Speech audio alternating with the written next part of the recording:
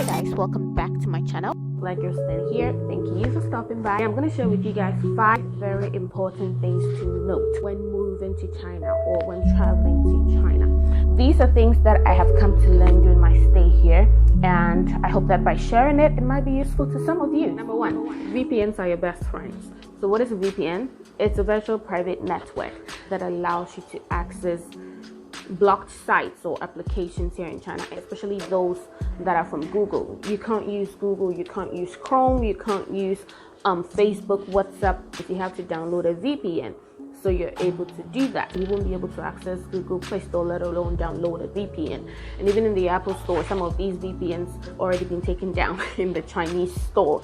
So you have to download as many as you can even before you step foot in China. And you have to download a lot because the Chinese government keeps taking them down every single day. So you don't just need one VPN so that when one goes away, you still have others to, depend on. WeChat is a messaging app just like WhatsApp. It's kind of like a combination of WhatsApp and Facebook all together, because you can send messages and chats, you can update your status, you can post stuff and all of that.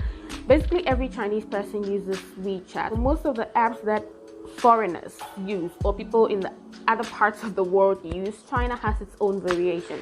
So like WhatsApp, WeChat, then Gmail, China has QQ Mail, and so many others like Weibo. So if you're not able to use WhatsApp and all those other apps, WeChat's a really good alternative. It makes communication so much easier. And the plus with WeChat also is that you're able to use WeChat Pay to pay for stuff, to buy tickets, to buy whatever you want to buy. You can send and receive money on WeChat. So far as you just link your bank card to the application, that's it, you're good to go. So it comes in pretty handy. I don't remember the last time I had cash on hand. Like, I always use WeChat or some other app, which is Alipay, but you don't have to worry about that.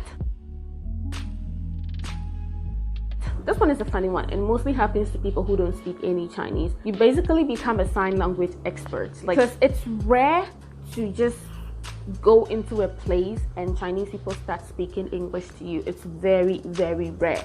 And if you don't speak Chinese, it's hard. So you end up like, when you want to buy something, you just point to this and this and this, and then when they tell you how much it is, like, they also try to sign the amount for you, and you also try to sign back, and like, they show you, sometimes they would use a calculator to write the cost on there for you and then show it to you, and it's like, it's weird. I would say that before moving to China, at least learn some basics. It's very, very necessary. But if not, make sure you have a translator on your phone.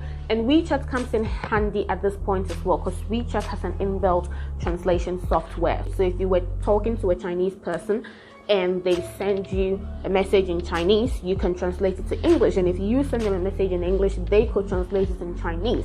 So it makes it very convenient. So it's a lot comfortable if you can speak at least some Chinese, so you don't end up like pointing to stuff and doing all the sign language, because it feels really weird.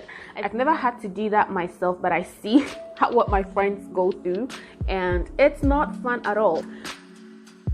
Like when you're on the subway, when you're in a taxi, when you're in the bus, when you enter into a supermarket, when you enter into the mall, like, there's a 9 out of 10 chance that you would find one person who is curious to know where you're from, what you do, who you are. And so just prepare to answer as many questions as possible. And sometimes, you would be annoyed, but it's just out of curiosity, I like to think, because for a long time, China has been like a really closed country, and in as much as right now there are a lot of foreigners here, so many people are still not used to it. So they will take pictures of you, want to know where you're from, what you do, what your country is like or looks like. And these are not friends. These are just random people you meet on the street, and there isn't much you can do about it.